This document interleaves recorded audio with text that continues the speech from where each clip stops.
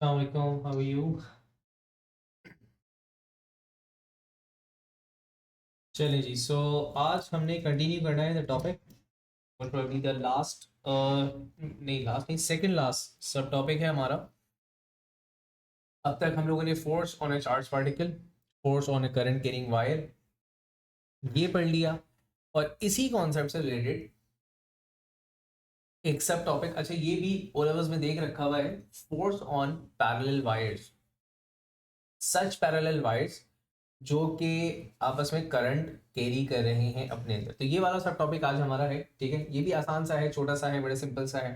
And उसके बाद अगर हमें टाइम मिला और होपफुली मिल जाएगा तो हम हॉल इफेक्ट को भी आज ही पढ़ लेंगे, ठीक है, ताकि फिर नेक्स्ट क्लास हमारी सिर्फ पास्ट पेपर्स के लिए रह जाए। तो अभी हम कर रहे हैं फोर्स ऑन पैरेलल वायर्स।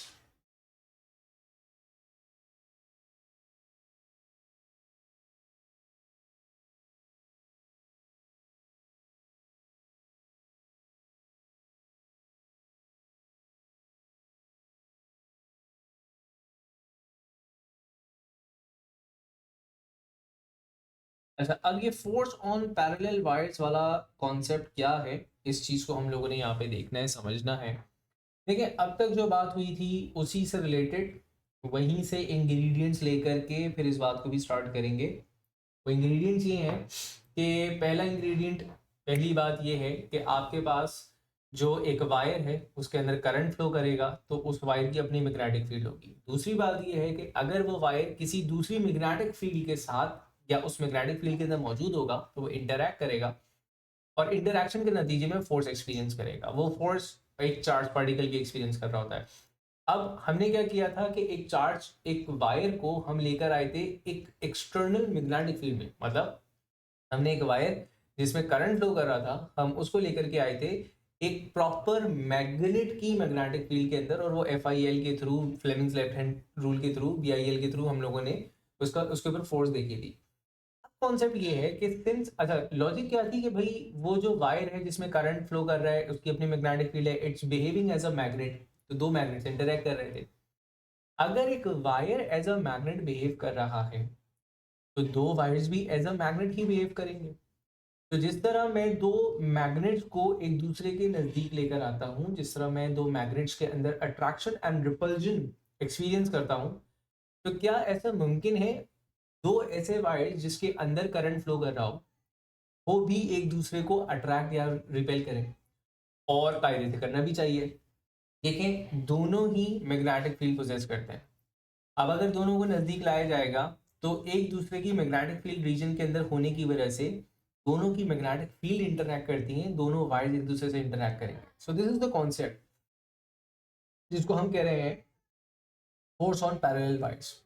तो द कॉन्सेप्ट इज कि हमने दो वायर्स लिए, for example a wire A and a wire B, और दोनों में करंट फ्लो कर रहा है। करंट का मैग्नीट्यूड सेम है या नहीं, करंट का डायरेक्शन सेम है या नहीं, अभी इस बात को थोड़ी देर के लिए साइड में रख देते हैं। सिर्फ ये देखना है कि जब ये दोनों वायर्स एक दूसरे के नजदीक आते हैं इस तरह, कि मैंने कहा अगर मैं सेपरेटली ए को देखूं तो ए की अपनी एक मैग्नेटिक फील्ड रीजन है जो कि मैंने इस ब्लू डॉटेड लाइन से रिप्रेजेंट की थी, और बी जो था उसका अपना एक सेपरेट मैग्नेटिक फील्ड रीजन था, वो हमने यहाँ पर रिप्रेजेंट कर रखा हुआ। अब इन दो वायर्स को मैं नजदीक लेकर के आया, इस कदर नजदीक लेकर के आया कि दोनों एक दूसरे की मैग्नेटिक फील्ड रीजन के अंदर मौजूद हैं। अब दो मैग्नेटिक फील्ड रीजन नहीं होंगे, ये हम समझ चुके हुए हैं कि जब दो मैग्नेटिक फील्ड करीब आती है तो एक रिजल्टेंट कंबाइंड मैग्नेटिक फील्ड बन जाती है जो कि फिर उसके हिसाब से फोर्स डिसाइड होगी। लॉजिक ये है फिलहाल कि ऐसा होने की वजह से these two wires would experience force on each other, ठीक है, exert an experience force on each other. और क्योंकि ये दोनों ही एक दूसरे के ऊपर, मतलब A would exert a force on B and B would exert a force on A, तो मैं ये इस फोर्स को थर्ड लॉ से रिलेट कर सकता हूँ। मतलब मैं ये कह सकता हूँ कि ये थर्ड लॉ वाला एक्शन रिएक्शन पेयर होगा, जहां पे दोनों ही फोर्सेस मैग्नेटिक हैं, दोनों फोर्सेस दो अलग अलग ऑब्जेक्ट्स पे लग रही हैं, दोनों फोर्सेस इक्वल मैग्नीट्यूड की होंगी और दोनों फोर्सेस ऑपोजिट डायरेक्शन की होंगी। तो अहम बात इसमें से पिक करने की ये है कि ऐसा नहीं है कि ए बी पे ज्यादा फोर्स लगा रहा है, बी ए के ऊपर कम फोर्स लगा रहा है। irrespective of the magnitude of their currents. For example मैं कहता हूँ यहाँ पे 10 एम्पेयर का करंट जा रहा था, यहाँ पे सिर्फ 1 एम्पेयर का करंट जा रहा था, तो मैं ये नहीं सोचूंगा कि जनाब इसका 10 एम्पेयर का करंट है तो इसकी मैग्नेटिक फील्ड स्ट्रांग होगी, वो तो होगी, और इसकी मैग्नेटिक फील्ड वीक होगी, ऐसा भी है। लेकिन जो फोर्स लग रही होगी वो एक ही मैग्नीट्यूड की फोर्स लग रही होगी। आप इसको रिजेंबल कर सकते हैं विद ग्रेविटेशनल कॉन्सेप्ट कि भाई दो masses irrespective of their masses उनके दरमियान एक अट्रैक्टिव फोर्स होती थी और वो एक ही फोर्स होती थी, म्यूचुअल फोर्स होती थी। थर्ड लॉ पेयर था, दो चार्जेस के दरमियान अट्रैक्टिव एंड रिपल्सिव फोर्सेस होती थी इररिस्पेक्टिव ऑफ द चार्जेस, एक के ऊपर क्यू है एक के ऊपर 5q है, दोनों की जो फोर्स होती थी वो एक होती थी।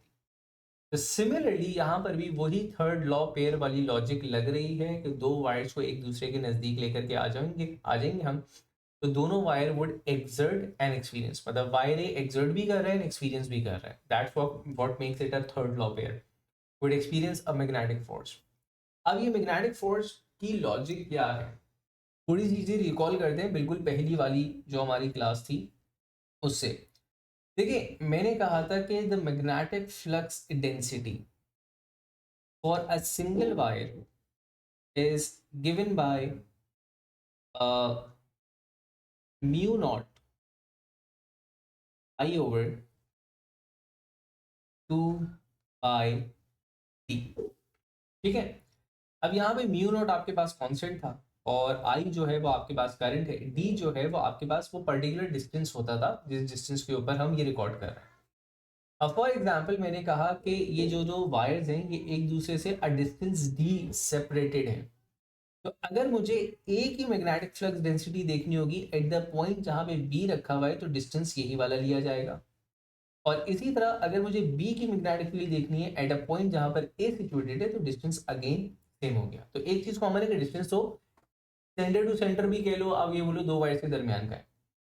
एक और चीज यहीं पे थोड़ा सा एनहांस करते हैं कि देखो अगर मैं बात कर रहा हूँ magnetic flux density of A on B या एट द पोजीशन जहाँ पे बी मौजूद है, तो जो करंट का मैग्नीट्यूड होगा वो ए का ही लिया जाएगा, और 2 पाई डी, अब 2 पाई डी वाला तो झगड़ा खत्म हो गया ना क्योंकि डी तो कॉमन हो गया दोनों के लिए। और सिमिलरली अगर मैं magnetic flux density of B at the position जहाँ पे ए मौजूद है वहां के लिए करंट जो होगा that would be 2 pi upon D, similar to that. सही है, एक चीज हम लोगों ने ये पढ़ी थी, और एक चीज हमने पढ़ी थी कि जो फोर्स एक्सपीरियंस करता है एक wire it is given by P I L. देखिए ये जनरल फॉर्म है, अब इसके अंदर थोड़ी सी बात करते हैं, इसी मैथमेटिक्स से हम ये फोर्स निकाल रहे हो, ठीक है ना। लेकिन अब सोचना ये है कि अगर मैं निकालूं फोर्स एक्सपीरियंस बाय ए, हालांकि दोनों एक ही हैं तो मैथमेटिकली भी देख रहे हैं कि क्यों एक है, force experience by wire A separately दिख रहे हैं। तो देखें फोर्स अगर वायर ए पे लग रही है तो मैंने कहा एफ ए, यहां जो मैग्नेटिक फ्लक्स डेंसिटी होगी दिस एफ ए, मतलब वायर ए के ऊपर जो फोर्स लगी that is due to the magnetic flux density of B, तो ये हो जाएगा flux density of B, current होगा ए का अपना, और रही बात ये लेंथ, ये लेंथ कौन सी है, देखिए ये जो लेंथ है ना ये वो पैरेलल लेंथ है जो दोनों वायर्स एक दूसरे के सामने मौजूद है। लाइक फॉर एग्जांपल मैं कहता हूँ बियॉन्ड दिस पॉइंट ये जो दो वायर्स थे ये कुछ यहाँ चला गया था, ठीक है, और ये वाला जो वायर था ये कुछ यहाँ चला गया था घूमता फिरता हुआ, ठीक है, और कहीं और से आ रहा था, लेट्स से ये यूं करके आ रहा था। जो लेंथ हम कंसीडर करते हैं हम सिर्फ वो part of the length consider करते हैं the length of the wire which is parallel to each other, तो हम ये वो वाली लेंथ ले रहे हैं जिसमें दो वायर्स एक दूसरे से पैरेलल थे। अब जरूरी तो नहीं कि वायर उतना ही हो, वायर भाई बहुत लंबा होगा और आगे भी लंबा होगा, हो सकता है बस ये यहीं पे खत्म था लेकिन ये भी बहुत ज्यादा था। तो the length is the particular length जो वायर एक दूसरे से पैरेलल थे, the parallel length of the wire, ठीक है, टोटल लेंथ नहीं है ये। द पॉइंट इज कि this is not the total length of the wire, सिर्फ वो पर्टिकुलर पार्ट का लेंथ है जो एक दूसरे के सामने, ठीक है जी। अब अगर मैं इस फॉर्मूले को यहाँ पे इसकी वैल्यू यहाँ पे पुट करता हूँ जो कि मैंने यहाँ पे निकाल के रखी हुई है, तो मैं इसको बोलूँगा इस तरह कुछ कि भाई ये हो जाएगा आपके पास force on wire B, force on wire B, तो magnetic flux density of wire B at this position I A, ठीक है, और 2 पाई अपॉन डी, ये हो गया सिर्फ मैग्नेटिक फ्लक्स डेंसिटी आपके पास आई ए, सॉरी ये एक गलती हो गई, this would be I B, ठीक है, क्यों, क्योंकि बेसिकली ये मैंने इसको खोल के लिखा है, तो magnetic flux density of B के लिए करंट भी बी का ही इस्तेमाल होगा, ये हो जाएगा आपके पास आई ऑफ ए, और फिर ये हो जाता है लेंथ। मैं इसको अगर सिंप्लीफाई करके लिखूं तो ये हो जाएगा म्यू नॉट अपॉन 2 पाई, मैं कॉन्स्टेंट अलग कर रहा हूँ, ठीक है, I A into I B upon D into L. तो फिल वक्त ये एक जनरलाइज इक्वेशन हमने बनाई ऑफ द फोर्स, ठीक है, experience by the wire A only, ठीक है। अब देखो ये फोर्स किन किन फैक्टर्स पे डिपेंड कर रही है, पहले तो यहां से समझ लेते हैं। ये फोर्स डिपेंड कर रही है product of the two currents पे, तो इसलिए मैंने कहा था कि इररिस्पेक्टिव कि भाई ये अगर 10 हो और ये 2 हो तो इंडिविजुअल पे तो डिपेंड ही नहीं कर रही है ना, वो तो मैग्नीट्यूड पे डिपेंड कर, वो प्रोडक्ट पे डिपेंड कर रही है। तो इंडिविजुअल अलग अलग कुछ भी हो, इनका प्रोडक्ट काउंट होगा, तो इस वजह से दोनों एक ही अमाउंट ऑफ फोर्स एक्सपीरियंस कर रहे हैं। Inversely proportional to the distance, inversely proportional to the distance इस तरह कि ये दो वायर्स एक दूसरे से जितना दूर होंगे, ये जो फोर्स लग रही होगी वो उतनी कम से कम लग रही होगी, और फोर्स ये वायर्स एक दूसरे से जितना करीब होंगे ये फोर्स उतनी ज़्यादा होगी। कॉमन सेंस का जवाब ये है कि भाई अगर करीब होंगे तो अब जो वो फ्लक्स डेंसिटी इनके ऊपर होगी, इस पॉइंट के ऊपर, वो डेफिनेटली ज़्यादा होगी। फ्लक्स डेंसिटी का हमें रिलेशन पता है कि डिस्टेंस के साथ साथ डिक्रीज हो रही है, as the distance increases flux density decrease हो रही है। लेंथ जितनी ग्रेटर लेंथ एक दूसरे के पैरेलल है, तो हर पॉइंट एक दूसरे पॉइंट के ऊपर फोर्स लगा रहा है, तो एग्रीगेटेड जो फोर्स होगी वो आपके पास ज़्यादा लग रही होगी। अच्छा, ये क्यों कहा कि हमने कि फोर्स बराबर होगी, अगर मैं इसी चीज को, ये जो मैंने अभी परफॉर्म किया है मैथमेटिक्स, यही चीज वायर बी के लिए कर लें, मैंने कहा कि force on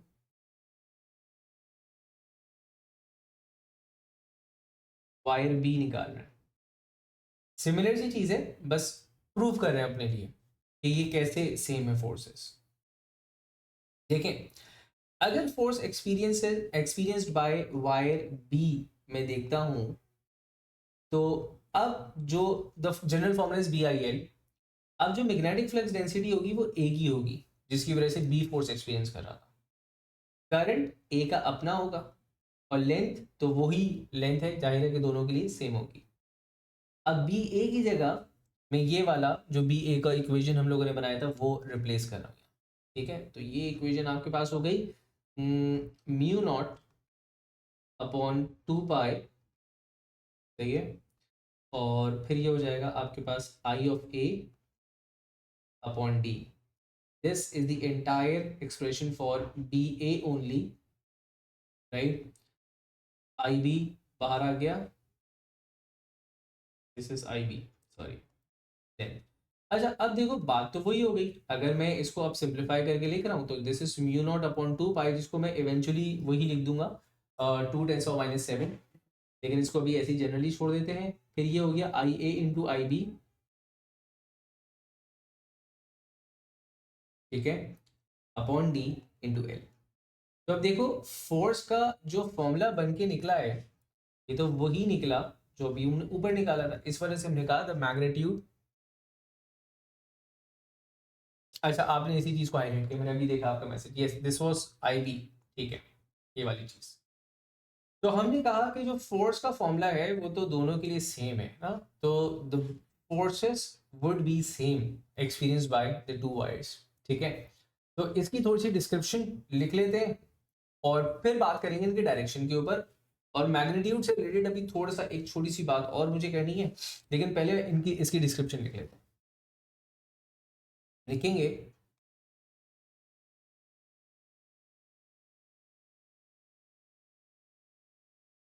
if two wires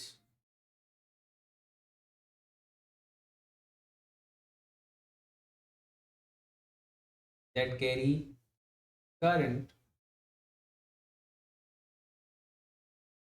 are brought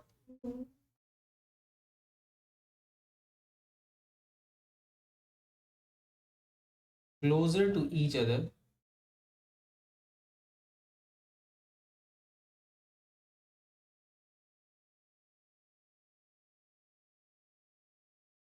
they would exert an experience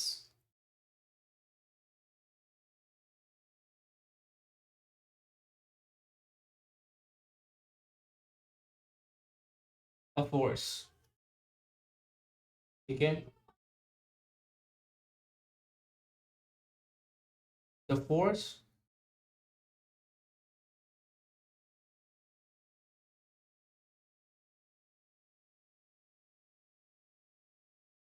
could be referred as a third law pair.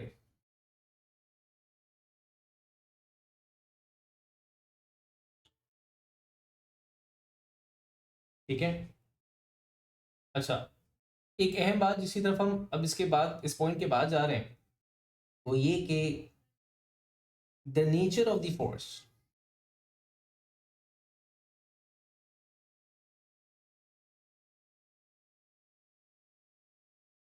The nature of the force. अच्छा, एक चीज मैं जरा रुक के दोबारा समझा दूं।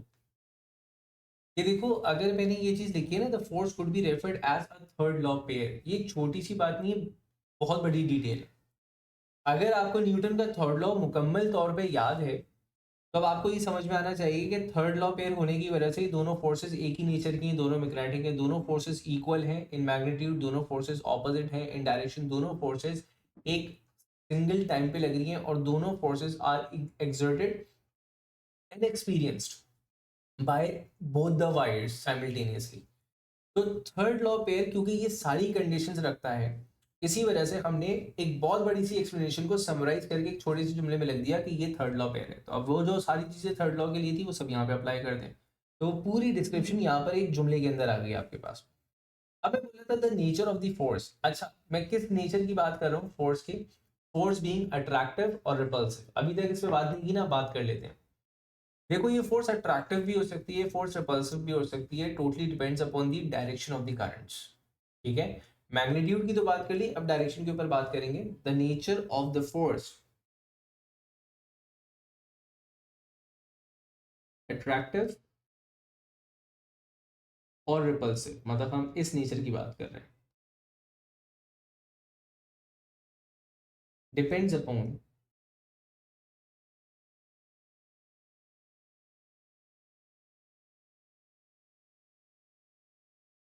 द डायरेक्शन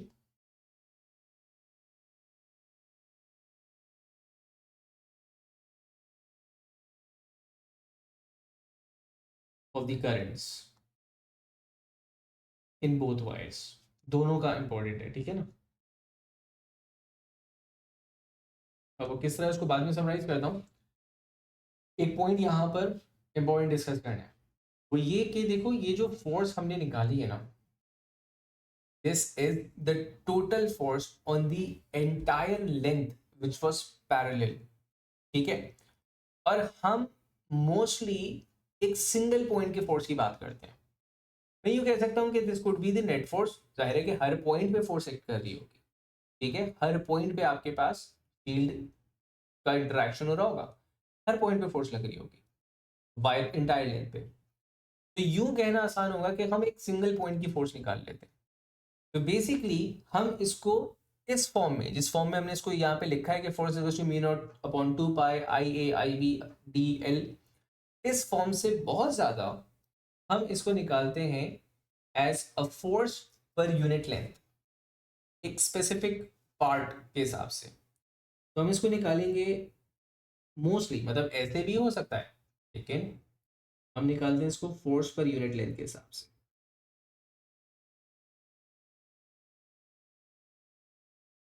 अब फोर्स पर यूनिट लेंथ आप किस तरह निकालेंगे?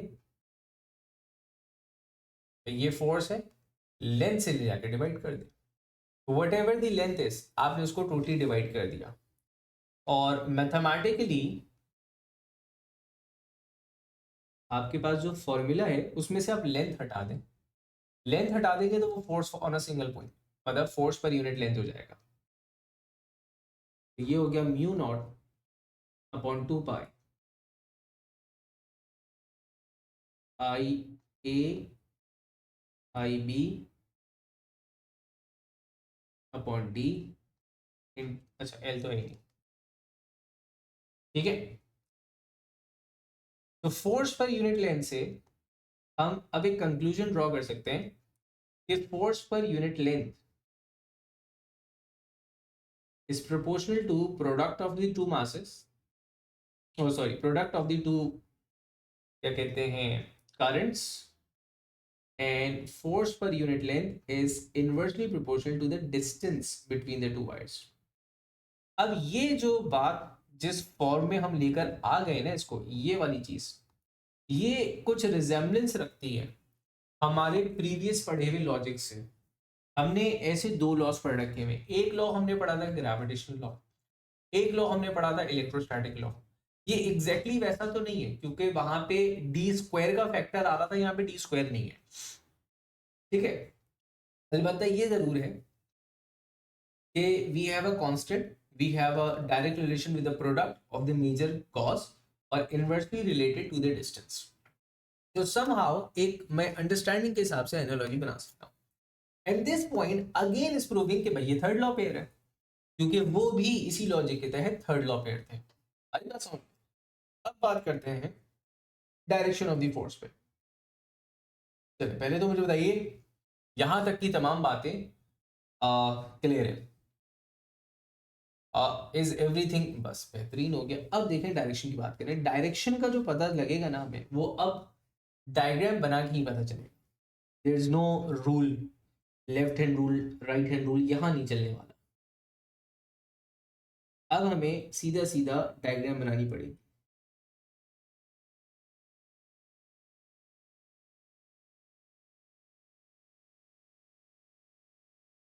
अब देखें हो ये रहा था,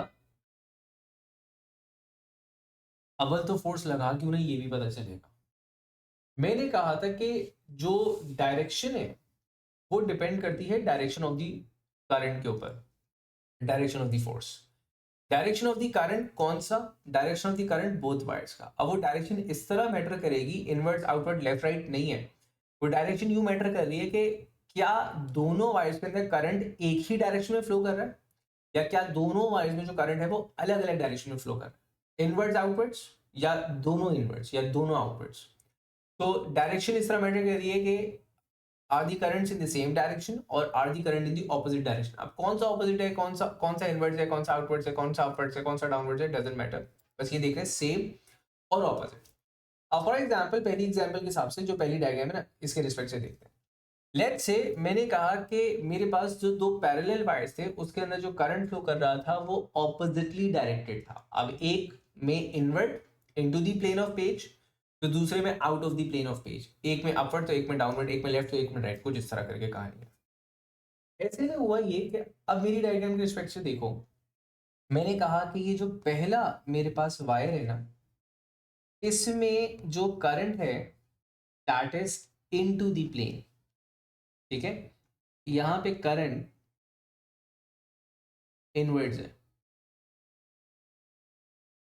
ठीक है। और इस वाली डायग्राम में जो करंट है वो आपके पास आउटवर्ड्स है। यहां बस एक रूल लगेगा, right hand grip rule. Right hand grip rule के अकॉर्डिंगली जो मेरे पास फर्स्ट वायर है, मैं वायर ए नाम दे देता हूं उसको, ये वाला, और ये वायर बी कह देते हैं। तो वायर ए की जो मैग्नेटिक फील्ड होगी, सेपरेट आइसोलेटेड फील्ड जो है उसकी अपनी जाती, वो आपके पास बनेगी क्लॉकवाइज डायरेक्शन में। और वायर बी जो है with respect to the same right hand grip rule अगर मैं लगाऊं तो थंब रखूंगा स्क्रीन से बाहर इस तरह, और ये बन जाएगी आपके पास एंटी क्लॉकवाइज डायरेक्शन में। तो यू क्लॉकवाइज और एक ये एंटी क्लॉकवाइज, ये बन चुका हुआ है। मैं जब इन दोनों को नजदीक लेकर आया तो ये वाला जो पार्ट है ना, इसने एक दूसरे के साथ किया इंटरैक्ट। फील्ड लाइंस चाहे वो मैग्नेटिक हो, चाहे वो इलेक्ट्रोस्टैटिक हो, चाहे इलेक्ट्रिक हो, चाहे वो ग्रेविटेशनल फील्ड लाइंस हो, फील्ड लाइंस कभी भी इंटरसेक्ट नहीं करती, क्योंकि फील्ड लाइन कोई फिजिकल चीज है नहीं जो इंटरैक्ट करे। Field line basically resultant force की डायरेक्शन है।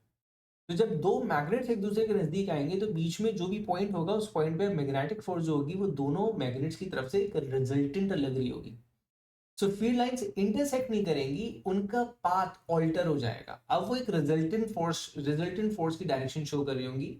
तो आपके पास एक कंबाइंड पैटर्न, अच्छा ये सेम, ये जो फील्ड से रिलेटेड कभी कोई बात आ जाए ना, वो ग्रेविटेशन के भी लिए एग्जिस्ट कर रही है, इलेक्ट्रिक के लिए भी, मतलब इलेक्ट्रिक फील्ड लाइंस और ग्रेविटेशन फील्ड लाइंस सेम है, क्योंकि वो रिजल्टेंट फोर्स शो कर रही होती है।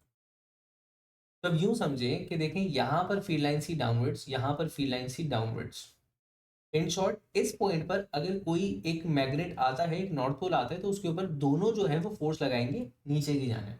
मैं यूं समझ सकता हूं कि इस सेंटर वाले एरिया में दोनों ही वायर जो फोर्स एक्सर्ट कर रहे हैं एक नॉर्थ पोल के ऊपर, वो एक ही डायरेक्शन में कर रहे हैं। तो कलेक्टिव फोर्स आपके पास बढ़ जाएगी। तो मैं यूं कह सकता हूं कि अगर कलेक्टिव फोर्स बढ़ गई तो in the central region between the two vires the field strength या मैग्नेटिक फ्लक्स डेंसिटी बढ़ चुकी है, क्योंकि दोनों की ही सेम डायरेक्शन में थी। और एक कॉमन जुमला बहुत आसान सा है, जिस तरह हम ओ लेवल्स वाले बच्चों को समझाते हैं कि देखो भाई ये भी नीचे जा रहे हैं, ये भी नीचे जा रहे हैं, करीब लेकर आए डबल हो गए। आसानी से जो एक समझाया जाता है, और ये गलत भी नहीं है वैसे।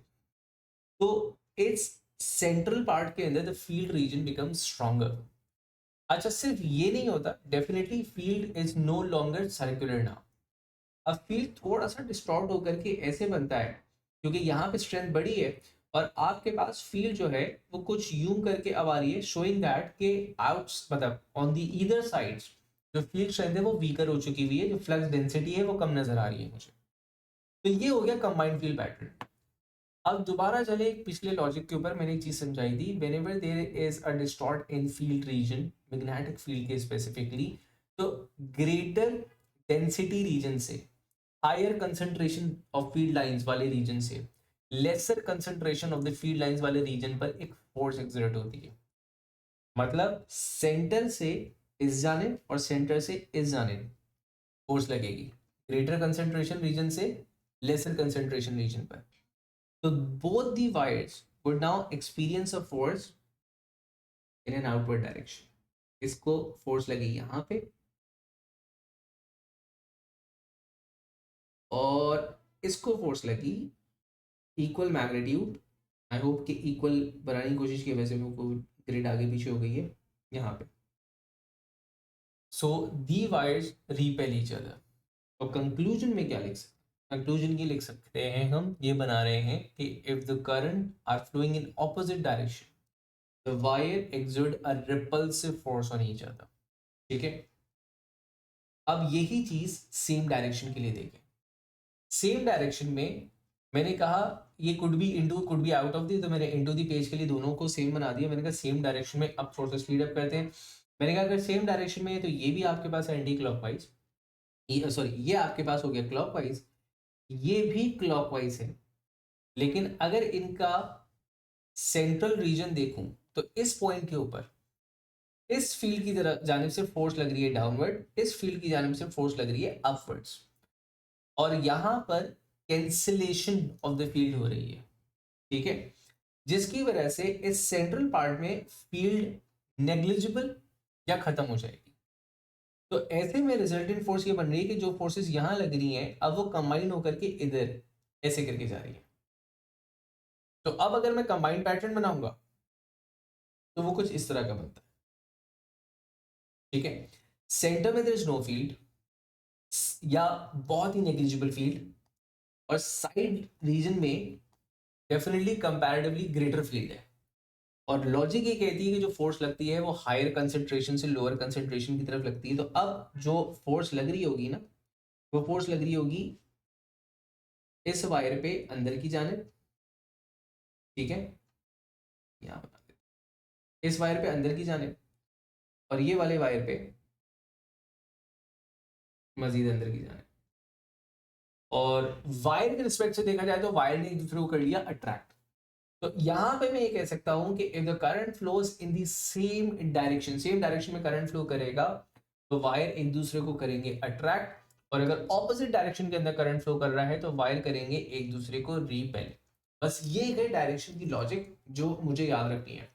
अच्छा, सिर्फ लॉजिक याद नहीं रखनी, एग्जामिनर शरारती है, एग्जामिनर ये डायग्राम भी बनवाएगा, एग्जामिनर ने ये डायग्राम भी बनवाई है, एग्जामिनर ने ये डायग्राम भी बनवाई है, ठीक है ना। तो ये डायग्राम्स बनवा सकता है एग्जामिनर आपसे, और वो बनवाएगा, ठीक है। तो this was he concept over here. तो मुझे बताइएगा यहां पर ये चीज समझ में आई?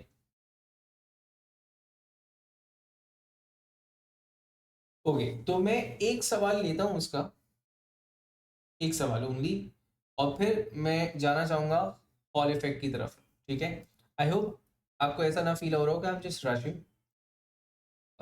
इकट्ठा फिर पास करेंगे ना साथ बैठ करके। अभी क्या होता है कि वो एक एक सवाल करके फिर एक सवाल छोड़ना पड़ता है, इस तरह करके सीन चल रहा है। ये सवाल हॉल प्रोब का है।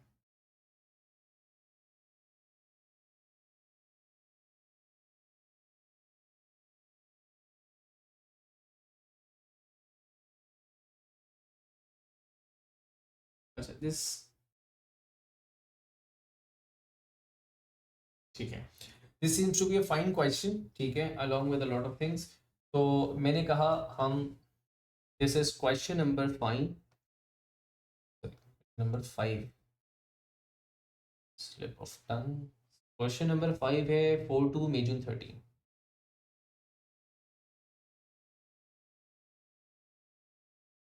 मई जून 13, ठीक है। अच्छा, सबसे पहले उसने आपसे कहा डिफाइन टेस्ला। हम अक्सर ये चीज़ कर चुके हुए हैं, तो हम इसको इस तरह डिफाइन करते हैं कि 1 tesla is basically equal to, कि अगर आपके पास 1 न्यूटन की फोर्स लग रही हो एक ऐसे वायर पे जिसकी लेंथ 1 मीटर है, और वो 1 एम्पेयर का करंट रखता है और परपेंडिकुलर है, तो ये चीज़ अहम थी। तो वो जो मैग्नेटिक फ्लक्स डेंसिटी हुई that would be equal to 1 tesla, ठीक है। ये इसको इन वर्ड्स लिखना होगा आपने। Coming back to the question, the specific question जो हम लोगों ने देख रहे हैं, वो कहता है two long straight vertical wires X and Y are separated by a distance of 4.5 centimetre, this is the D of the formula. उसने कहा the wire passes through a horizontal card P Q R S as shown यहाँ पे। आगे बोलते the current in the wire X is 6.3, सिर्फ ये वाला wire 6.3 है। अच्छा, मजेदार बात ये है कि इसकी वायर की डायरेक्शन भी नहीं given. Initially there is no current in wire Y, अच्छा there is no current in wire Y, तो फिलहाल वायर वाई के ऊपर कोई करंट नहीं है। उसने बोला sketch in the plane P Q R S the magnetic flux pattern due to the current in wire X, show at these 4 lines. अच्छा, उसने इसका मैग्नेटिक फ्लक्स पैटर्न मालूम करवाया, तो मैग्नेटिक फ्लक्स पैटर्न कैसा होगा, किस डायरेक्शन में होगा, ये मुझे आप बताएंगे। सर्कुलर होगा, चलिए ये तो हमें पता ही है ना, लेकिन डायरेक्शन क्या होगी ये मुझे आप बताएं।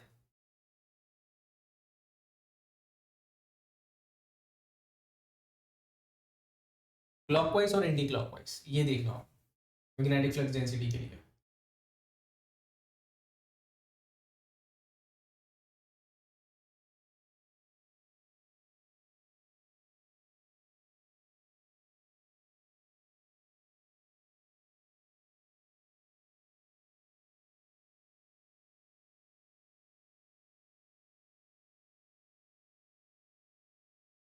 राइट हैंड ग्रिप रूल लगाएंगे हम, वायर एक्स में करंट जा रहा है अपवर्ड्स, तो अपवर्ड के हिसाब से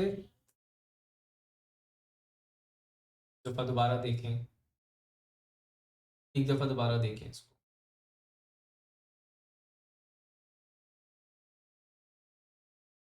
हाँ, एंटी क्लॉकवाइज, अब जाहिर है वो ऑप्शन तो यही रहा ना कि क्लॉकवाइज पे मैंने बोला दोबारा देखें, तो वो एंटी क्लॉकवाइज ही बनता है।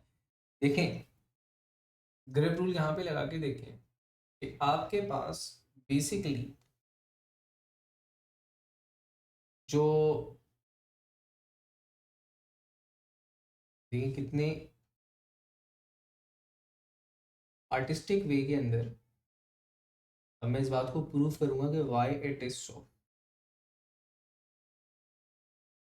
This is creativity. बात के नंबर बनते हैं। ये देखें, ये 8 है।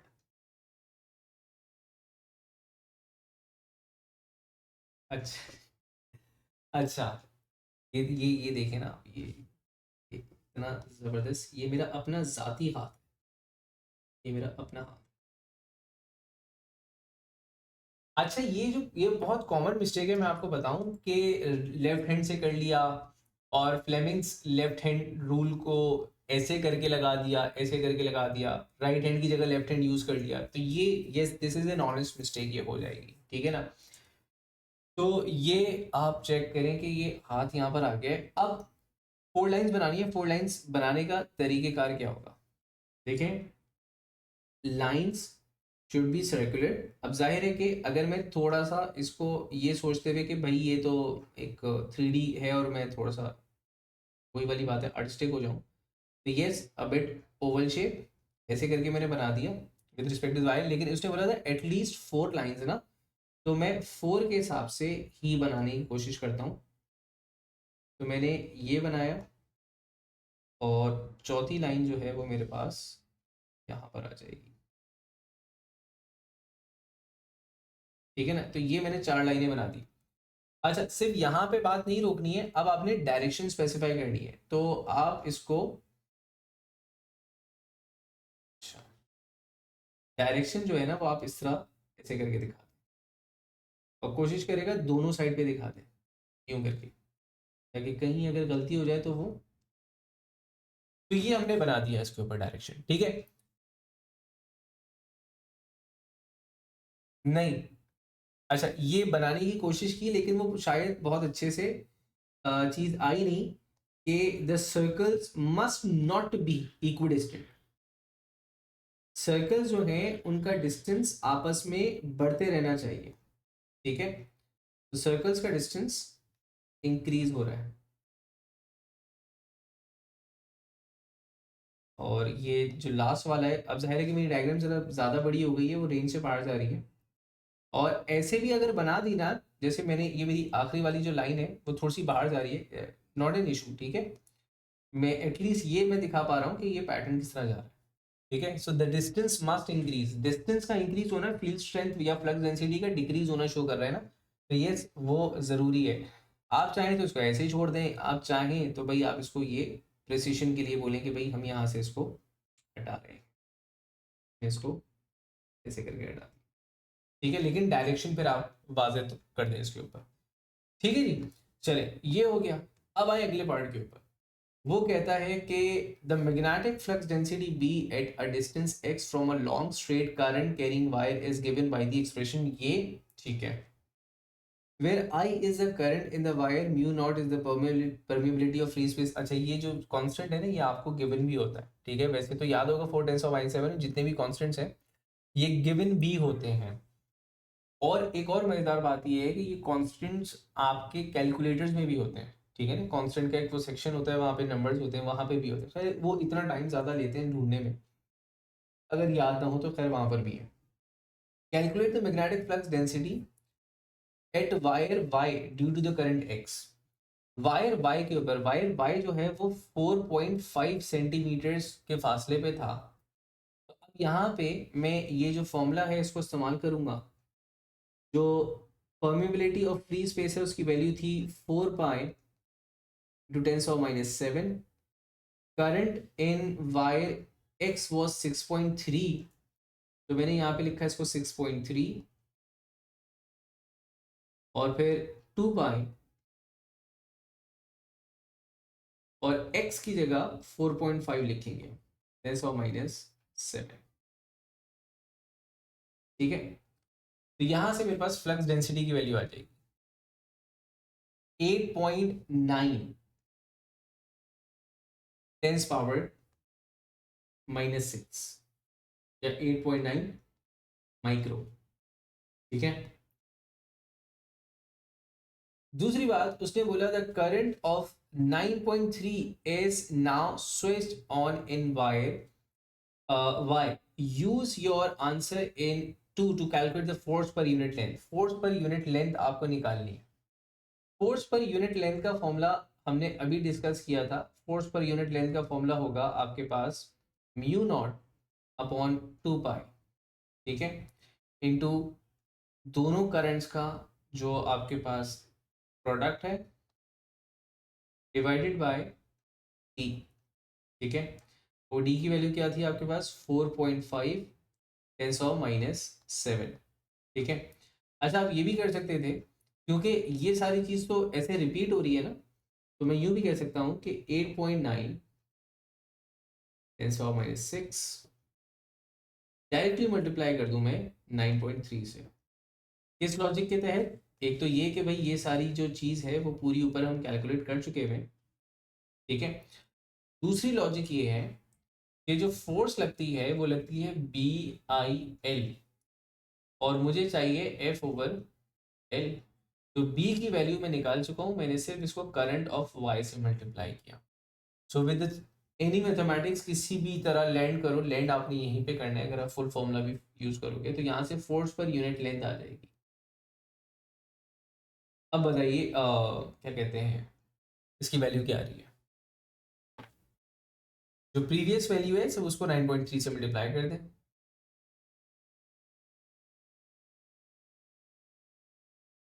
8.3 10⁻⁻5,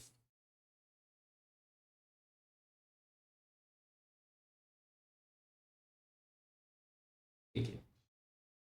अच्छा अब यहाँ से बोलते थे current in the two wires in B3 are not equal, explain whether the force per unit length on the two wires will be the same और डिफरेंट। बड़ी डिटेल में बात की है इसके ऊपर ना हमने। फोर्स तो सेम होगी। फोर्स क्यों सेम होगी? बिकॉज द फोर्स इज, आप यूं भी कह सकते हैं कि जनाब फोर्स, पहले तो ये लिखें कि F इज सेम, ठीक है।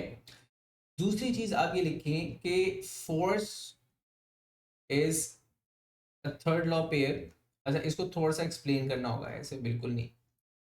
और थर्ड लॉ पेयर यूं है कि फोर्स जो है ना वो प्रोडक्ट का प्रोपोर्शनल है, प्रोडक्ट का प्रोपोर्शनल है।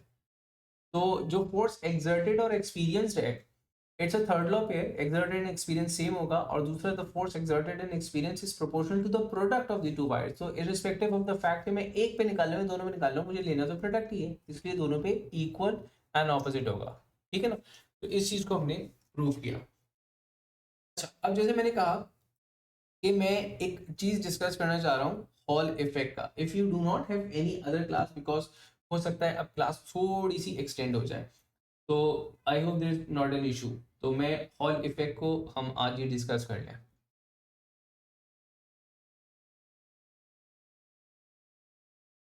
चलिए जी कर ले, रेडी है? बोर तो नहीं हुई आप पढ़ते पढ़ते? थक तो नहीं गई?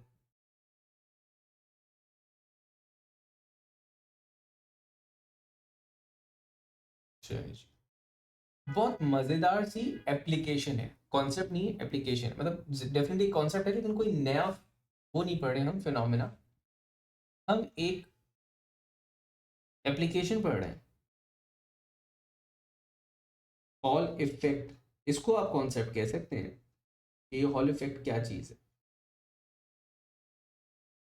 और उसके बाद इसकी एक एप्लीकेशन है हॉल प्रो, एक ऐसी डिवाइस जो हॉल इफेक्ट को इस्तेमाल कर रही है।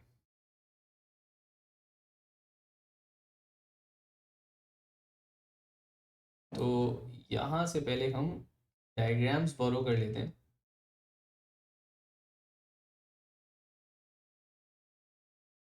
साथ और उसके बाद फिर हम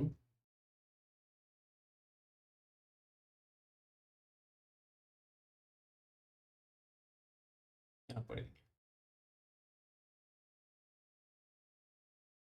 अच्छा देखें ये हॉल इफेक्ट क्या है। हॉल अगेन एक साइंटिस्ट का नाम है और उनकी काविशें हैं जिसको हम पढ़ रहे हैं।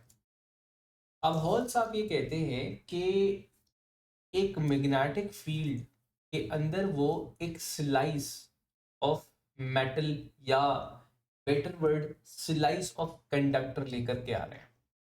और स्लाइस ऑफ कंडक्टर, पहले स्लाइस को मैं थोड़ा सा एक्सप्लेन कर दूं। Slice, a proper slice, a proper slice इस तरह कि अ स्लाइस क्यूबॉइड शेप में, उसका एक फेस है ऐसा ऐसा, and it's a thin slice, तो इसकी ये वाले साइड्स भी मौजूद हैं जो कि मैग्नेटिक फील्ड के अंदर रखे हुए हैं. This is the thickness of the slide, this is the face, the surface area of the slide, जिसको मैं मैग्नेटिक फील्ड के परपेंडिकुलर लेकर के आया, और वो मैंने यहाँ पे लाके रखा है. ठीक है, मैंने कहा ये वो चीज है, राइट.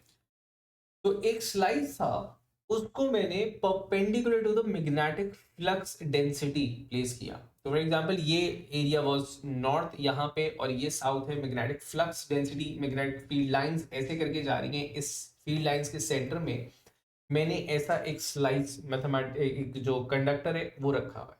ठीक है ना. और अब इस स्लाइस में करंट फ्लो करवा रहे हैं.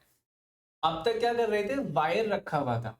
ठीक है, वायर नहीं रखा है, इसमें वायर कनेक्टेड है और उसमें करंट फ्लो बिल्कुल कर रहा है. लेकिन ये slice rigid slice for example रखा हुआ है, फोर्स मैं नहीं लगवा रहा इसके ऊपर. ठीक है.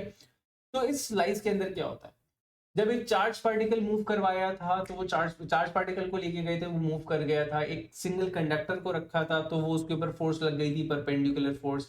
एक बड़ा स्लाइस रख दिया. अब क्या होगा, तो देखिए हुआ ये कि there was a magnetic, sorry, there was a conducting slice. ठीक है, इसलिए बार बार the word slice is matters a lot. ठीक है ना. स्लाइस, उसका जो ये ब्रॉडर फेस था, इसको हमने परपेंडिकुलर रखा मैग्नेटिक फील्ड की, कि मैग्नेटिक फील्ड इस तरह जा रही है, यहाँ पे नॉर्थ है, यहाँ पे साउथ है. आपके पास करंट की जो डायरेक्शन थी वो इस वाले फेस से एंटर हो रही थी और इस वाले फेस से बाहर जा रही है. ठीक है. और यहाँ पे फेसेस पे अभी कुछ भी मौजूद नहीं है, अभी यहाँ पर कुछ भी नहीं है. ठीक है. तो मैं कह रहा हूँ करंट जो है वो यहाँ जा रहा है. अगर करंट यहाँ जा रहा है तो आप ये अज्यूम कर सकते हैं जो इलेक्ट्रॉन्स हैं, मतलब थोड़ी सी कंफ्यूजन है मेरी डायग्राम में, मैं उसको हल कर देता हूँ. करंट एक्चुअली यहाँ जा रहा है और ये मैंने इलेक्ट्रॉन का पाथ बताया कि if the current is downward, तो इसका मतलब है कि इलेक्ट्रॉन जो है वो एक्चुअली यूं ऊपर जा रहे होंगे. ठीक है ना. Electrons always flow opposite to the direction of the current ना, तो इलेक्ट्रॉन्स ऐसे ऊपर जा रहे हैं. अब ऐसा कुछ हो रहा था, हमने मैग्नेटिक फील्ड ऑन कर दी, या इसको मैग्नेटिक फील्ड के अंदर लेकर के आ गए. अब वो इलेक्ट्रॉन जो सीधा सीधा यहां से जा रहे थे, ठीक है, मैग्नेटिक फील्ड के लगने की वजह से उन इलेक्ट्रॉन्स पर एक मैग्नेटिक फोर्स लगी, वो जो फ्लेमिंग्स लेफ्ट हैंड रूल के तहत हमने पढ़ी थी. ठीक है. अब वो फोर्स कहाँ लगी है, वो फोर्स ऐसे लगी कि अगर आप अब इस स्लाइस के ऊपर मेरे साथ साथ, आपके सामने स्क्रीन है ना, मेरे साथ साथ इसको करना, कि जो फर्स्ट फिंगर है it is into the screen, जो करंट है वो आपके पास डाउनवर्ड्स है, डाउन टू दिस स्क्रीन, मतलब करंट जो है वो इधर जा रहा है, इलेक्ट्रॉन क्योंकि ऊपर जा रहा है. तो जो फोर्स लग रही है on the electron which is with in the slice, वो लगी राइट हैंड साइड पे. तो तमाम इलेक्ट्रॉन्स जैसे ही इस मतलब मैग्नेटिक फील्ड रीजन के अंदर आते हैं, तो वो सीधे सीधे इलेक्ट्रॉन्स आ रहे थे, और इस स्लाइस के अंदर आते ही उनके ऊपर फोर्स लगने की वजह से अब वो इलेक्ट्रॉन्स ऐसे करके जाना शुरू हो गए, और फिर यहाँ पे दोबारा सीधे. ठीक है, क्योंकि यहाँ तो कंडक्टर ही है कि ना, तो मार्जिन था स्लाइस पे घूमने के लिए. तो फिर बता रहा हूँ, इलेक्ट्रॉन्स स्ट्रेट ऐसे जा रहे थे. मैग्नेटिक फोर्स, मैग्नेटिक फील्ड की वजह से उनके ऊपर एक फोर्स लगी towards right hand side, Fleming's left hand rule के थ्रू, और आपके पास उनके ऊपर फोर्स लगने की वजह से अब ये तमाम इलेक्ट्रॉन्स ऐसे करके जाने लगे. ठीक है. अब जब ये इलेक्ट्रॉन एक कर्व पाथ के अंदर जा रहे हैं तो हुआ कुछ यूं कि ये वाला जो फेस है ये रिलेटिवली नेगेटिवली चार्ज हो चुका है. नेगेटिवली चार्ज क्यों चुका हुआ है, क्योंकि इलेक्ट्रॉन जब ऐसे करके जा रहे थे ना यहाँ पे कर्व पाथ में, तो यहाँ पर आपके पास नेगेटिव चार्जेस की कंसंट्रेशन बढ़ चुकी हुई थी. ठीक है. नेगेटिव चार्जेस की कंसंट्रेशन यहाँ ज्यादा होने की वजह से यहाँ पर ऑन द ऑपोजिट साइड कम हो गई है. तो मैंने ये कहा कि ऑन दिस साइड ये एक प्लेट के तौर पे एक्ट करना शुरू हुआ, मतलब ये आपके पास वो फेज था जहां पे मैग्नेटिक फील्ड लग रही थी, तो इलेक्ट्रॉन्स ऐसे करके इस साइड से जा रहे थे. तो this side now behaves as a negatively charge plate, and this side behaves now as a positively charge plate. तो यूं कह लें कि अब इस स्लाइड के अंदर ही अंदर, you didn't get the negative charge वाला पॉइंट. अच्छा, नेगेटिव चार्ज वाला कौन सा पॉइंट, नेगेटिव चार्ज ऐसे करके ये जो बेंड हो रहा है ये वाला पॉइंट, नेगेटिव चार्ज का बेंड होना। यस, अच्छा देखो, नेगेटिव चार्ज है और वो ऊपर की तरफ जा रहा है, ठीक है। मैग्नेटिक फील्ड लगती है ऐसे परपेंडिकुलर, तो क्या लेफ्ट हैंड रूल के अकॉर्डिंगली फोर्स यहाँ लगेगी, कंसिडरिंग दैट करंट की डायरेक्शन डाउनवर्ड है, तो ये करंट, ये मैग्नेटिक फ्लक्स, तो according to the left hand rule, Fleming's left hand rule, क्या आपको लगता है कि फोर्स जो लगेगी वो टुवर्ड्स लेफ्ट लगेगी? ये वाली बात समझ में आ रही है? ठीक है। अब ये जो फोर्स है ना, ये सिर्फ इस रीजन में लग रही है, और ये जो करंट फ्लो कर रहा है ना, ये पोटेंशियल की वजह से कर रहा होगा, सर्टेन पोटेंशियल जो मैंने यहाँ पे इसको दे रखा हुआ है। तो करंट अपना पाथ चेंज तो नहीं करेगा, करंट तो फ्लो करता रहेगा, लेकिन बस ये है कि एक फोर्स लग रही है मुसलसल करंट के ऊपर, जिसकी वजह से जो करंट इलेक्ट्रॉन्स की स्ट्रीम थी वो यूं करके ऐसे जाना शुरू हो गई, क्योंकि इस एरिया में इसको वो एक फोर्स एक्सपीरियंस कर रहा, तो ऐसे सीधे जाते जाते वो यूं हो रहा है। Getting the logic? अगर मैं मैग्नेटिक फील्ड यहाँ से हटा दूं तो वो अगेन स्ट्रेट जाएगा, लेकिन सिर्फ मैग्नेटिक फील्ड एक मैग्नेटिक फोर्स एक्सर्ट कर रही है, तो इलेक्ट्रॉन्स यूं ऐसे करके जा रहे हैं। समझ में आई ये वाली बात?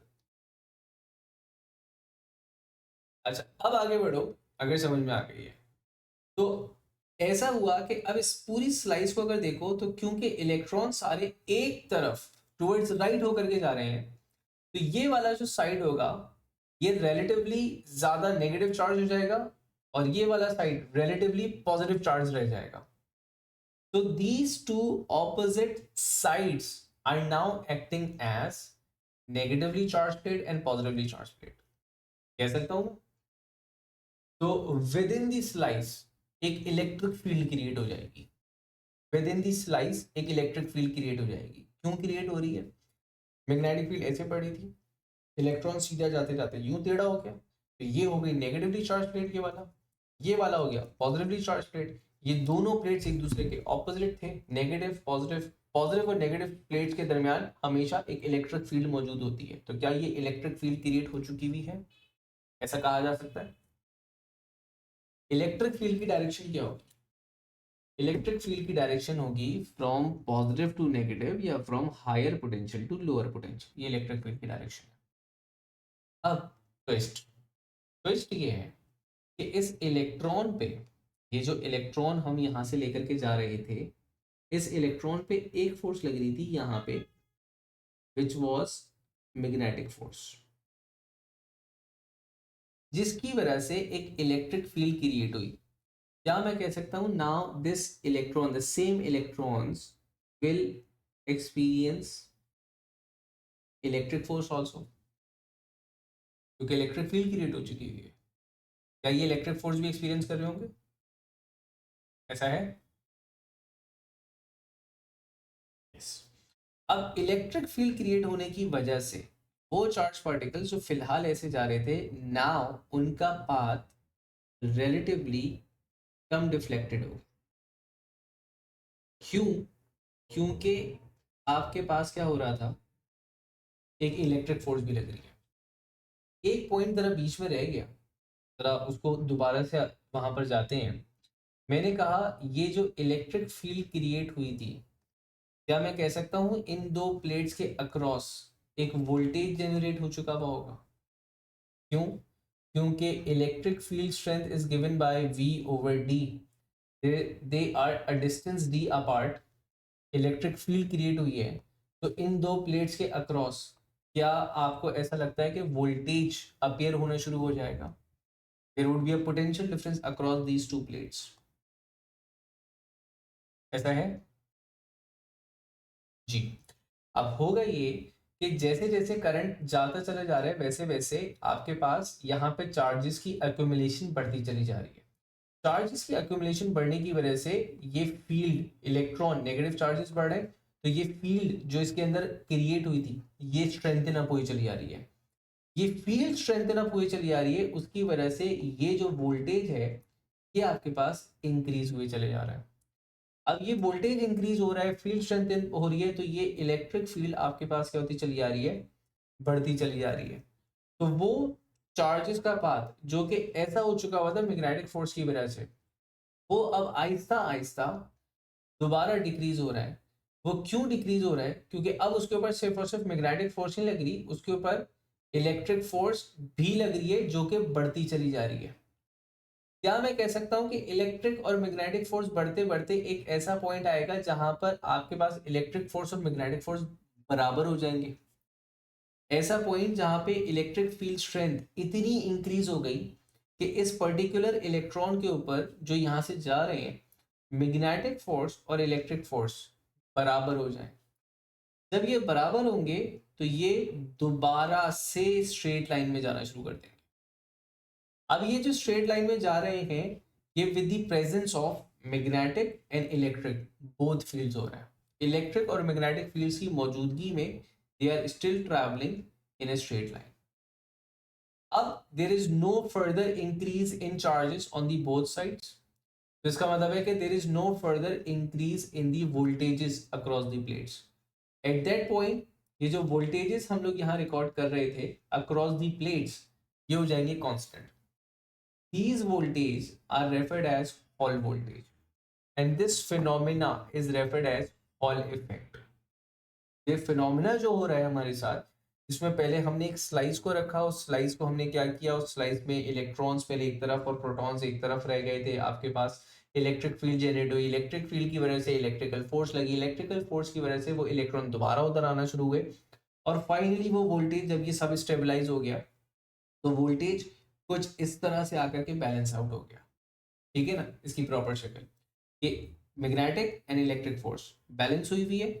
अब बैलेंस हुई हुई है तो no increase in field strength.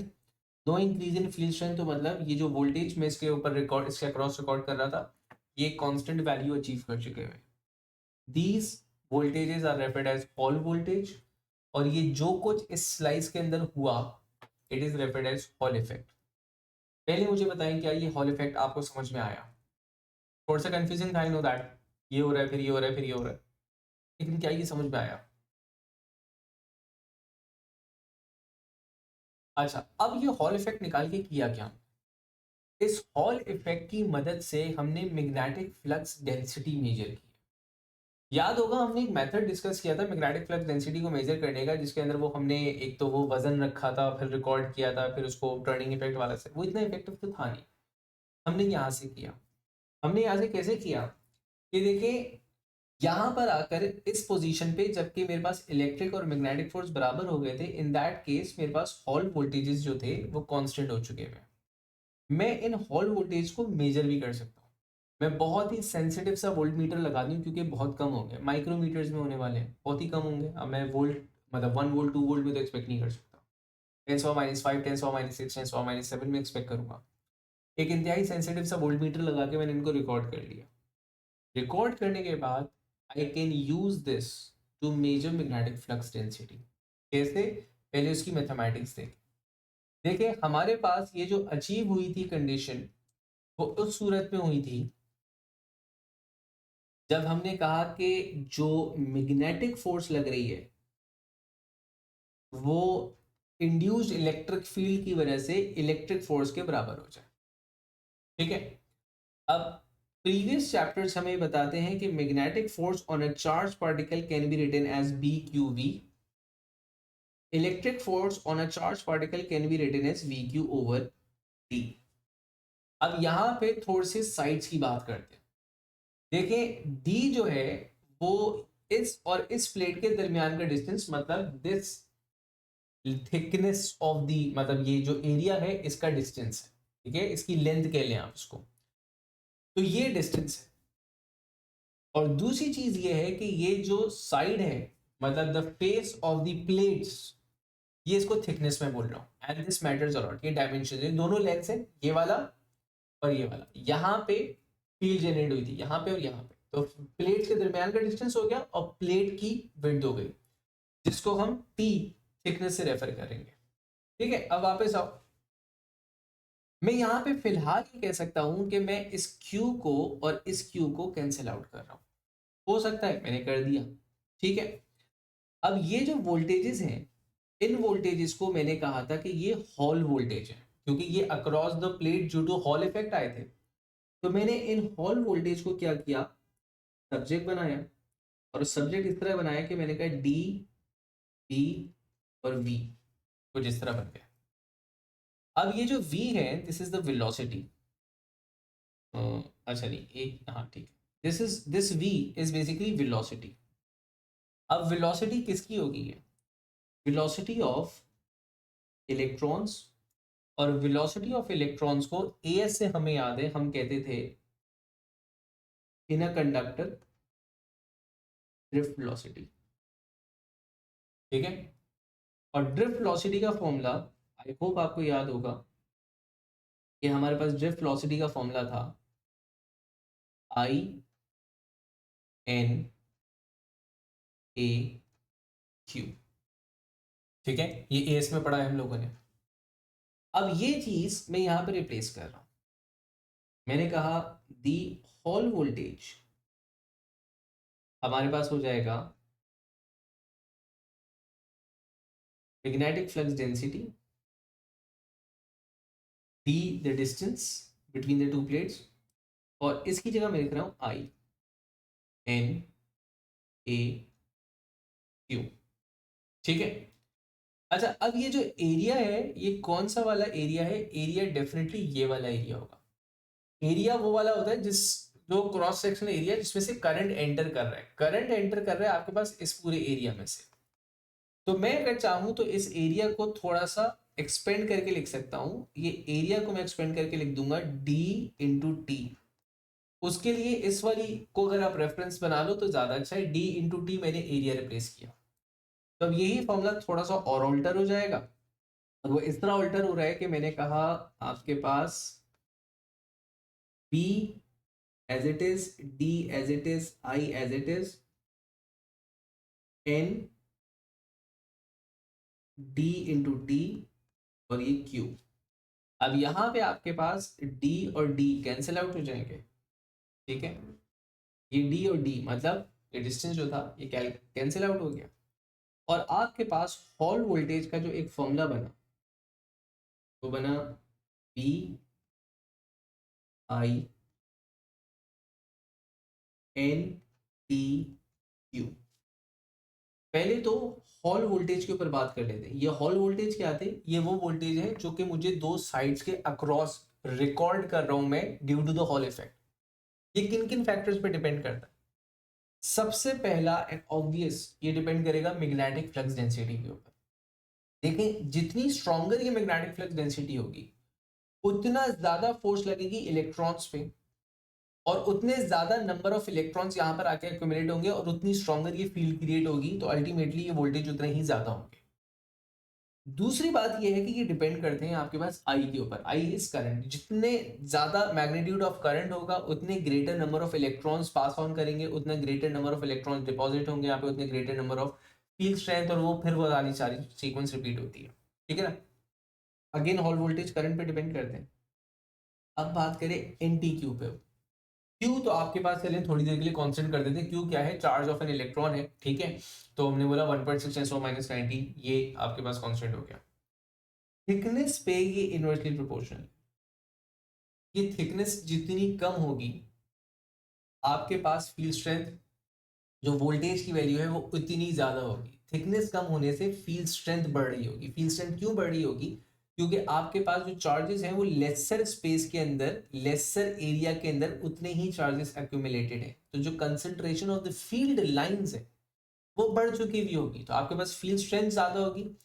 Field strength ज्यादा होने की वजह से आपके पास वी की वैल्यू भी क्या हो जाएगी? ग्रेटर हो जाएगी। इस चीज पे बात करते हैं। इस चीज पे बहुत अहम बात है। ये था क्या? एन याद है? एन था क्या? You remember what was an in this formula? मैं उम्मीद नहीं करता वैसे याद होगा, किसी बच्चे को याद नहीं रहता, लेकिन फिर भी एक रैंडमली मैंने एक रैंडम गेसेस के तौर पे मैंने पूछ लिया। याद है क्या था? नंबर ऑफ इलेक्ट्रॉन्स नहीं है, नंबर ऑफ इलेक्ट्रॉन्स नहीं है। दिस इज, अच्छा एक सेकंड दीजिएगा मुझे, बिल्कुल एक सेकंड, ज़्यादा नहीं लूँगा। वैसे आज मैंने थोड़ी सी क्लास एक्सटेंड कर दी है, ज़्यादा टाइम नहीं, एक सेकंड दीजिएगा।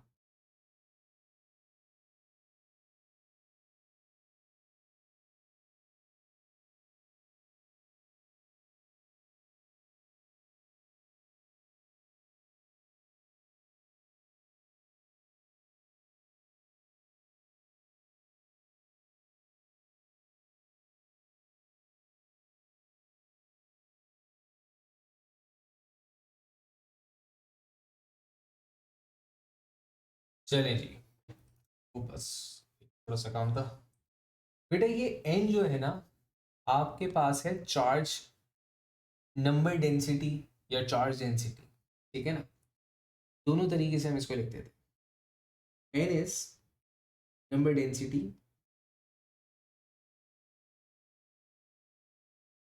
ये नंबर डेंसिटी क्या है, ये number density number of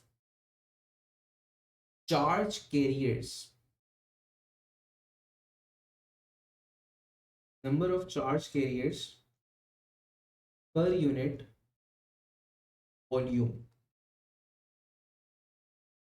number of charge carriers per unit volume.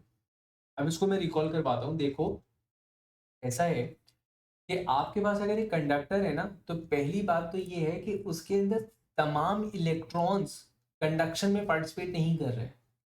आपके पास सिर्फ वो जो आउटर मोस्ट शेल के फ्री इलेक्ट्रॉन्स होते हैं वो पार्टिसिपेट करते हैं, ठीक है। आप केमिस्ट्री की जबान में उनको क्या बोलते थे, वैलेंस इलेक्ट्रॉन। तो एक सिमिलर कॉन्सेप्ट के तहत हम फिजिक्स की जबान में उसको बोलते हैं कंडक्शन इलेक्ट्रॉन्स या फिर charge carriers. Both electrons they would participate as a charge. तो नंबर डेंसिटी या charge density is number of charge carriers per unit volume. अब हर कंडक्टर की जो चार्ज डेंसिटी होती है वो उसकी एक एटॉमिक प्रॉपर्टी है जो कि डिफरेंट होगी, राइट। जितने ज्यादा नंबर ऑफ चार्ज कैरियर्स हैं तो इसका मतलब ये है कि वो ज्यादा इलेक्ट्रॉन्स पार्टिसिपेट कर रखेंगे, वैलेंस इलेक्ट्रॉन्स उतने ज्यादा है उसके पास, ठीक है। तो अब this N thing is basically the charge density. तो वो चार्ज डेंसिटी जितनी कम होगी हॉल वोल्टेज उतने ज्यादा होंगे। अब इसको यूं कंपेयर करो, चार्ज डेंसिटी अगर ज्यादा हुई तो कंडक्शन अच्छी होगी। फॉर एग्जाम्पल कॉपर है, उसकी चार्ज डेंसिटी ज्यादा है, उसके अंदर कंडक्शन अच्छी हो रही है, ठीक है ना। लेकिन मुझे according to this rule mathematics या फॉर्मूला, मुझे एक ऐसा मटेरियल चाहिए जिसकी चार्ज डेंसिटी कम है। अगर चार्ज डेंसिटी कम होगी ना तो हॉल वोल्टेज ऑटोमेटिकली ज्यादा हो जाएगी। ये मैथ्स कह रही है, ये साइंस कह रही है यहाँ पे। तो अब या तो मैं इस स्लाइस के, अच्छा ये किसके हैं, ये जो भी स्लाइस मटेरियल है ना, कॉपर है, आयरन है, एल्यूमिनियम है, जो भी है, ये उसकी चार्ज डेंसिटी है। अब या तो मैं मेटल्स को ढूंढूं कि भाई मेटल्स में से कौन सा ऐसा मेटल है जिसकी चार्ज डेंसिटी सबसे कम है, ताकि मैं उसको यूज करूंगा तो मेरे पास क्या है, हॉल वोल्टेज ज्यादा से ज्यादा आएंगे। मेरे पास एक दूसरा ऑप्शन आ गया। तो दूसरा ऑप्शन मेरे पास ये आया, why not to use a semiconductor device. अब यहाँ पे सेमीकंडक्टर डिवाइसेस, आपको याद होगा डायोड आपने पढ़ रखे होंगे, पीएन जंक्शन थोड़ा बहुत अगर समझाया होगा किसी ने, लेकिन डायोड तो पढ़ रखे होंगे। सेमीकंडक्टर डिवाइसेस हमारे पास, semiconductor devices have a very lesser value of n as compared to the conductors, actually conductors। तो याद होगा शुरू में मैंने इसको मेटल बोलते बोलते मैंने बोला कंडक्टिंग डिवाइस, मैं मेटल बोल ही नहीं रहा, because this slice is usually of semiconductor not a conductor. क्यों, अगर मैं सेमीकंडक्टर यूज करूंगा तो n की वैल्यू कम होगी और VH की वैल्यू क्या होगी आपके पास, ज्यादा होगी।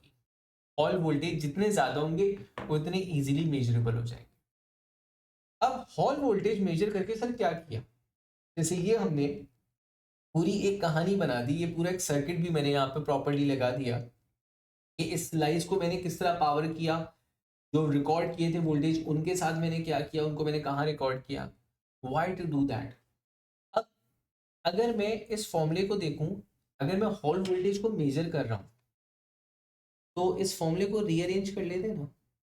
मैं कहता हूं कि B is equal to V H N T Q upon आई।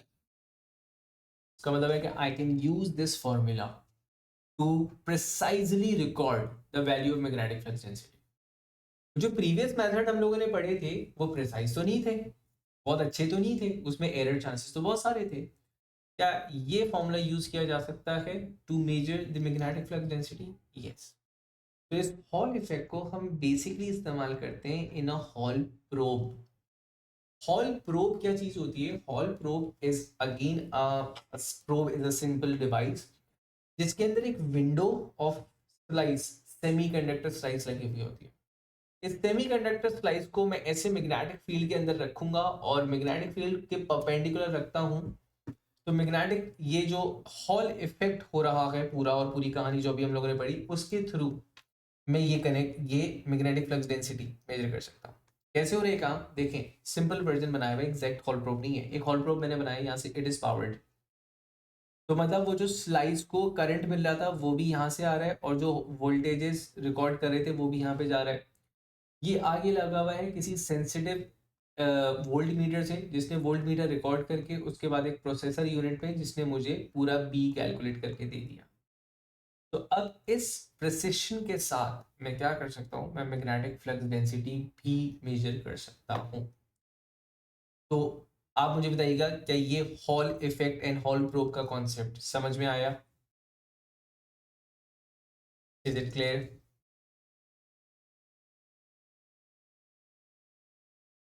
और अगर कुछ चीज़ें कंफ्यूजिंग है तो समझ में आने वाली बात है, हो सकती है। चलिए, अब यहाँ से इसको बहुत ज़्यादा एक्सटेंड नहीं करूँगा, फिर वो it would be hard to get in. अब हमारे पास समझ लीजिए, देखिए चैप्टर तो हमारा खत्म हो गया, राइट? लेकिन हम इसको यहाँ नहीं छोड़ेंगे, इसकी ठीक ठाक प्रैक्टिस करेंगे। तो दी नेक्स्ट क्लास हम क्या करेंगे, हम पहले इसको एक रिव्यू लेंगे और उसके बाद देखेंगे इसके क्वेश्चंस किस तरह के आते हैं, और हॉल इफेक्ट के ऊपर कुछ और मजीद बातें जो कि टेक्निकल नहीं, बस क्वेश्चन पॉइंट ऑफ व्यू से हमने करनी है। तो मिलते हैं इंशाल्लाह अगली क्लास में। अपना ख्याल रखिएगा। अल्लाह हाफ़िज़।